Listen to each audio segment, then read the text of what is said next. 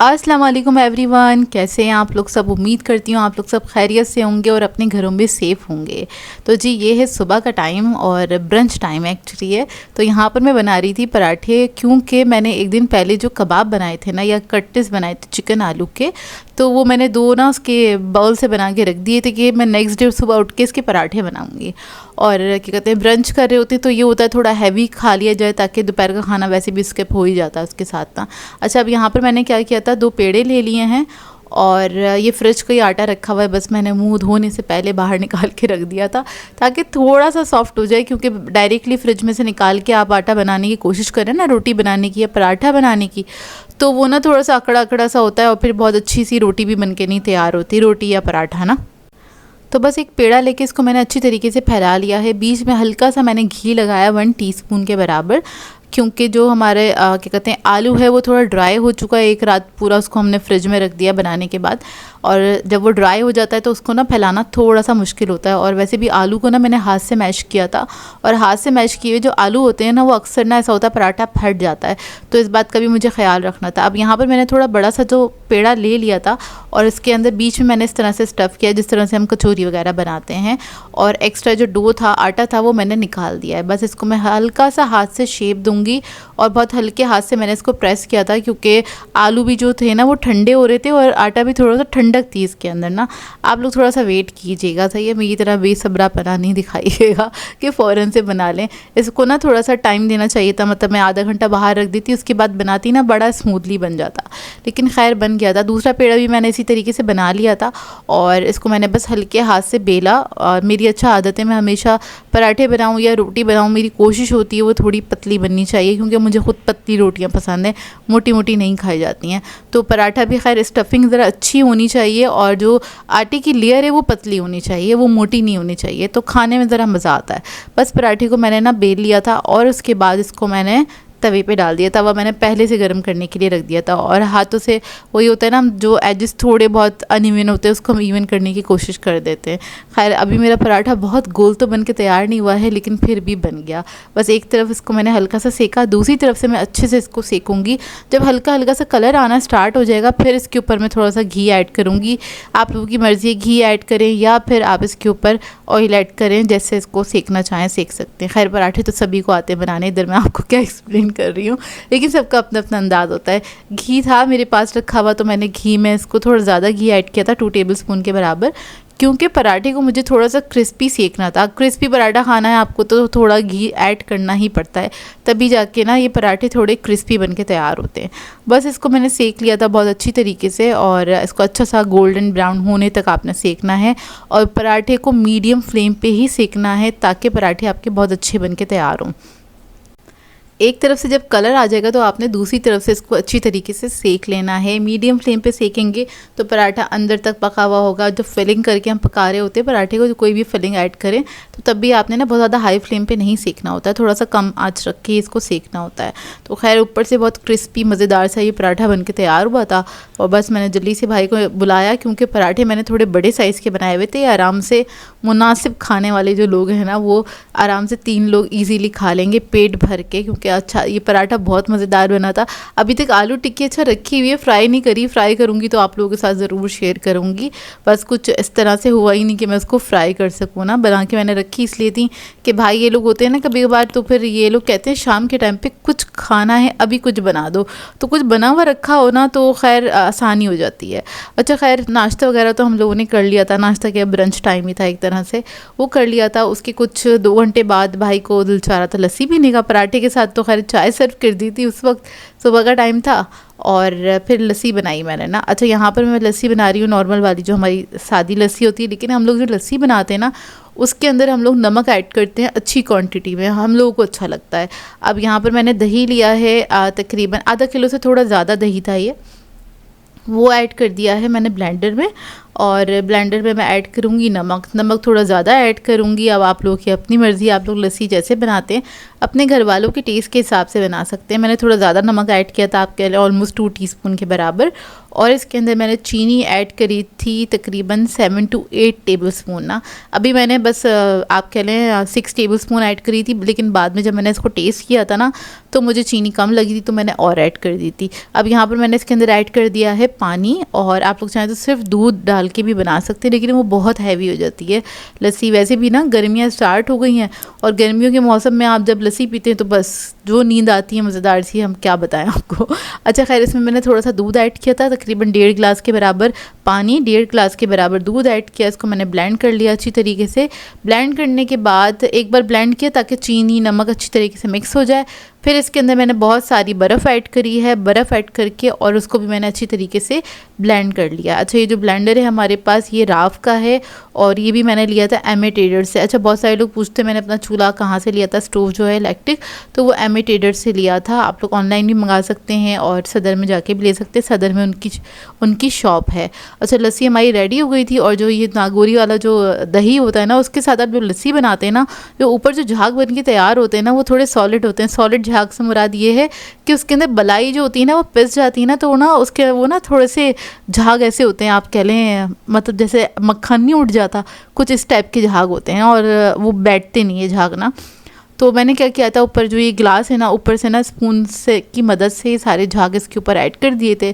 इससे क्या होता है, थोड़ा बाज़ार वाला लुक आ जाता है। अभी तो मैंने नॉर्मल वाले ग्लास बनाए हुए हैं, नहीं तो आप वो जो बड़े वाले ग्लास नहीं होते, जैसे कि स्टील के मग्गे वगैरह होते हैं घर में, जैसे कि हमारे भी हैं, तो वो हमने लस्सी के लिए रखे हैं, लस्सी या मिल्क शेक वगैरह के लिए ना, तो उसके अंदर पीते हैं तो बड़ा अच्छा इन्जॉय करते हैं। खैर, लस्सी वगैरह पी ली थी। उसके बाद हमें जाना था इम्तियाज़, और इम्तियाज़ से हमें थोड़ी सी ग्रॉसरी करनी थी, कुछ सामान ख़त्म हुआ था घर में। तो अम्मी ने कहा चलो, तो मैंने थोड़ा इंतज़ार किया, क्योंकि लस्सी पीने के बाद जो नींद के झोंके आ रहे थे मुझे, मैं आपको बता नहीं सकती, बहुत ज़्यादा नींद आ रही थी ना। तो खैर थोड़ा नींद को साइड पे रखा, और अभी चल रही हैं आखिर की तारीखें। तो मैंने सोचा था कि हम जाएंगे ना इम्तियाज़, तो ये होगा कि रश नहीं मिलेगा हमें, लेकिन नहीं, इम्तियाज़ पे तो इतना रश था, आखिर की तारीखों में भी इतना रश था, नहीं तो नॉर्मली होता नहीं है इतना रश। मतलब बहुत ज़्यादा रश मिला हमें ना इम्तियाज़ पे। और हम शाम के टाइम पे इसलिए आए थे ताकि ये कि धूप भी थोड़ी सी ढल जाएगी, और ऊपर से रश नहीं मिलेगा तो हम जल्दी फ्री हो जाएंगे। लेकिन ऐसा हो नहीं सकता, जब रश हो तो आपको टाइम लग ही जाता है, और फिर जो भी थोड़ा बहुत सामान आपको ख़रीदना होता है, ग्रॉसरी वगैरह ना, तो उसमें भी आपको टाइम लगता ही लगता है, क्योंकि जब रश होता है तो जाहिर सी बात है चीज़ों को ढूंढने में टाइम लगता है। और ये होता है ना कि आपको कुछ चंद चीज़ें ख़रीदनी हैं तो आपको ज़्यादा टाइम लगता है, क्योंकि आपको जा के ना उसको ढूंढना पड़ता है, देखना पड़ता है ना। और लाइन से आपके पास लिस्ट बनी हुई रखी हुई है कि स्टार्टिंग से हमें पता होता है, हम ऑयल की तरफ से स्टार्ट करते हैं अपनी ग्रॉसरी करना, और सारी अपनी ग्रॉसरी करते हुए आगे बढ़ते हैं, तो फिर वो ईजी हो जाता है। और जब कम चीज़ें होती हैं तो ज़्यादा टाइम लगता है। आप लोग बताइएगा, आप लोगों के साथ ऐसा होता है कि नहीं होता है। अच्छा खैर, ये बीच में इन्होंने सेक्शन बनाया हुआ है, इनके अपने प्रोडक्ट्स रखे हुए हैं यहाँ पे बहुत सारे, और मुझे नहीं पता था ये सारे इनके प्रोडक्ट्स हैं। तो यहाँ पर ना ये कैंडीज़ मुझे बड़ी अच्छी लगी। पहले मुझे लगा ये कैंडल्स है ना, और मुझे नहीं पता था कि ये ना कैंडीज़ है। तो फिर खैर इसका पैकेट मैंने उठाया, मैंने कहा इतनी इंटरेस्टिंग सी है, मतलब इतनी छोटी छोटी कैसे हो सकती हैं। उठा के पढ़ा तो मैंने कहा तो इम्तियाज़ का प्रोडक्ट है, और इसके ऊपर कैंडी लिखा होता है, सॉफ्ट कैंडी ना। तो बस यहाँ से मैंने ना कुछ 2 पैकेट लिए थे कैंडी के, और मुझे बड़े अच्छे लगे, ये दिखने में बड़े अच्छे लग रहे थे। तो क्या कहते हैं, ये ले लिए थे मैंने। और इसके अलावा यहाँ से एक और चीज़ ली थी मैंने, बबल भी ली थी यहाँ से ना इम्तियाज़ की। मैंने कहा चलो ट्राई करते हैं और देखते हैं कि इम्तियाज़ का प्रोडक्ट में कितना दम है। इम्तियाज़ वाले प्रोडक्ट मैं बहुत कम ख़रीदती हूँ, क्योंकि वो ना आपको आदत होती है बचपन से एक ब्रांड्स वगैरह ख़रीदने की ना, जो आप ख़रीदते आ रहे हैं, तो स्विच करने में आपको थोड़ा टाइम लगता है। लो अब कुछ चीज़ें हैं जो हम इम्तियाज़ वाली ख़रीदने लगे, सारी चीज़ें तो नहीं ख़रीद रहे होते हैं, लेकिन फिर भी खैर इम्तियाज़ के प्रोडक्ट ख़रीद के हम चेक करेंगे, तभी हमें अंदाज़ा होगा ना कि इम्तियाज़ के आया कि प्रोडक्ट हैं कैसे। खैर कैंडी वगैरह ख़रीद ली थी, उसका रिव्यू मैंने इसी वीडियो में दिया है, आप लोग ज़रूर देखिएगा, लास्ट तक व्लॉग को ज़रूर देखिएगा। और उसके बाद ऊपर आ गए थे। ऊपर से मुझे 2-3 चीज़ें ख़रीदनी थी, और मुझे यहाँ से ख़रीदनी थी, बाथरूम की स्लीपर ख़रीदनी थी, वो मुझे नहीं मिली यहाँ पर, उन्होंने कहा होती ही नहीं है। अब आप लोग मुझे बताइएगा बाथरूम की स्लीपर कौन से वाले स्टोर पर मिलेगी, मुझे इम्तियाज़ पे तो मिली नहीं। और क्या कहते हैं, वो मेरी रह गई है बाथरूम की स्लीपर ना, वो भी ख़रीदनी है जाके, मतलब आजकल मैं जाऊँगी, जब मुझे टाइम मिलेगा तो मैं जाके ख़रीद लूँगी, क्योंकि ज़रूरी हो गई है। मतलब बाथरूम में ना, बाथरूम की स्लीपर हमारी ख़राब हो रही है। ज़ाहिर सी बात है, आप कितने साल तक चलाएंगे स्लीपर को ना, वो ख़राब होने लगती है, पानी वानी लगता है, तो एक लिमिट होती है हर चीज़ की ना।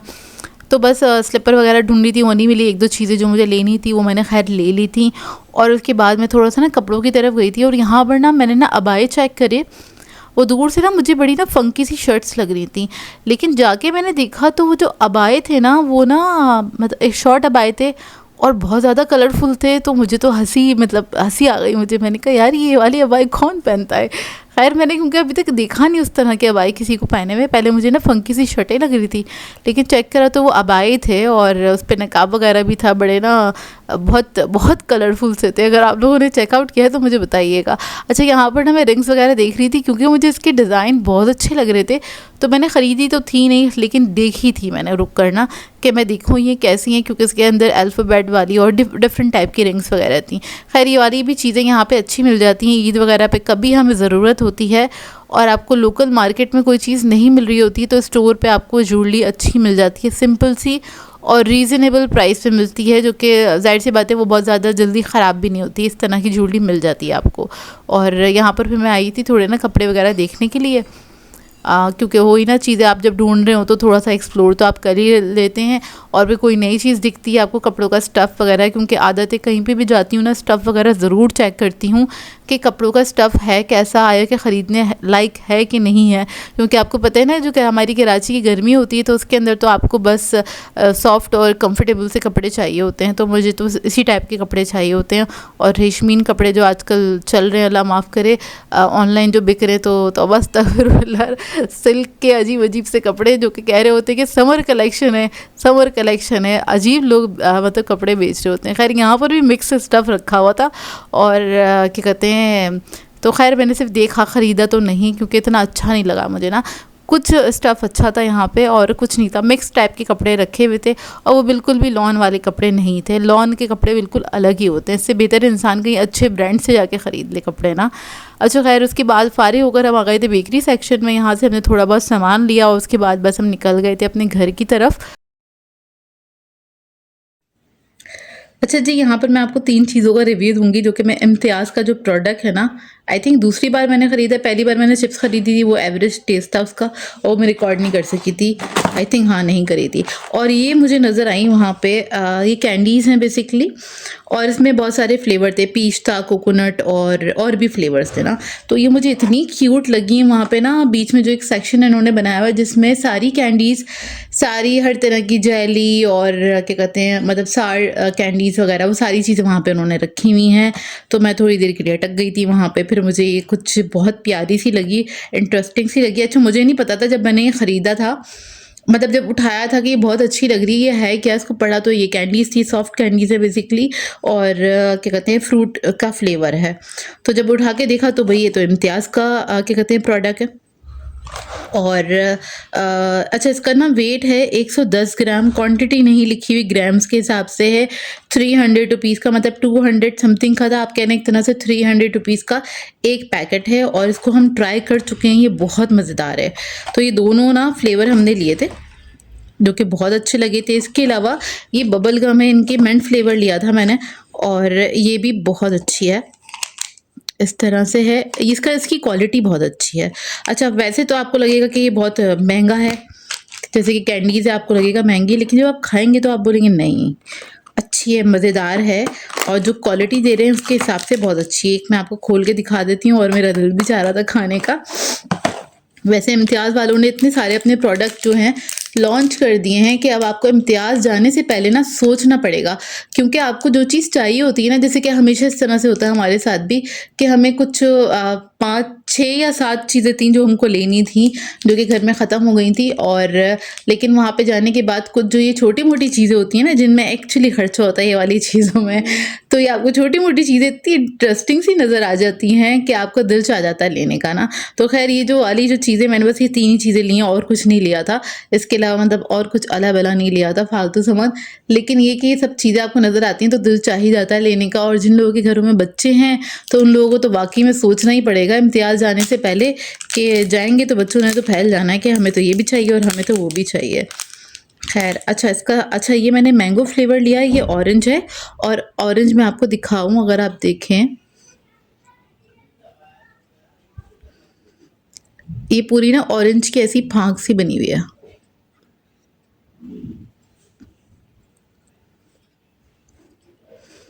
और अंदर से ये कुछ ऐसा है, सॉफ्ट है और ऑरेंज फ्लेवर है, अच्छा स्ट्रॉन्ग फ्लेवर है, इसका टेक्सचर बहुत अच्छा है और खाने में आपको दुख नहीं होगा कि आपके पैसे ज़ाया हो गए। खैर हमें तो सबको बहुत अच्छा लगा और आती ही मैंने अब्बू अम्मी को टेस्ट कराया था, उनको भी बहुत अच्छा लगा। खैर मेरी तरफ से तो बहुत ही मज़ेदार है ये, खा लूँ। खैर कैंडी मैंने अपनी खा ली है और इसका जो टेक्सचर है मैं आपको बताऊं, इस पे लिखा हुआ भी है सॉफ्ट कैंडी है ये, और इसका ना टेक्सचर ऐसा गुई सॉफ्ट और बहुत ही मज़ेदार सा टेक्सचर है इसका। जिन लोगों को जेली वगैरह पसंद है उन लोगों को बहुत अच्छी लगेगी और उन बच्चों को भी बहुत अच्छी लगेगी। तो मेरी तरफ से तो खैर रेकमेंडेड है। और मैंगो का जो फ्लेवर है वो भी बहुत अच्छा है, मैंगो बना हुआ है छोटा सा ना। इसी तरीके से इसमें पीच और कोकोनट भी फ्लेवर था और ग्रेप्स भी था फ्लेवर ना। खैर नेक्स्ट टाइम जाऊँगी ना तो ये वाले फ्लेवर भी ट्राई करूँगी। तो ये तीनों चीज़ें मेरी तरफ से तो रेकमेंडेड है, जाएँ तो ट्राई ज़रूर कीजिएगा, अच्छी है नो डाउट, बहुत अच्छा प्रोडक्ट है, मुझे तो बहुत अच्छा लगा। बस इंसानों के अलावा बाकी सारे प्रोडक्ट इन्होंने लॉन्च कर दिए और कुछ थोड़े बहुत जो रह गए ना वो भी आहिस्ता आहिस्ता आपको ना वहाँ से मुझे लगता है गायब होने स्टार्ट हो जाएंगे। बाकी के ब्रांड वहाँ पे सिर्फ आपको नजर आएगा इम्तियाज़ का ही ना, क्योंकि सारी चीज़ें एक तरह से लॉन्च कर ही दी हैं इन लोगों ने। अच्छा खैर यहाँ पर मैं कर दूंगी अपनी इस वीडियो को एंड। आप लोगों ने बताना आज का ब्लॉग कैसा लगा, अगर अच्छा लगा हो तो इसको लाइक ज़रूर कीजिएगा और चैनल पे नए हैं तो चैनल को सब्सक्राइब कीजिएगा। तो मिलते हैं नेक्स्ट एक अच्छी सी वीडियो के साथ, मेरी तरफ से अल्लाह हाफिज़।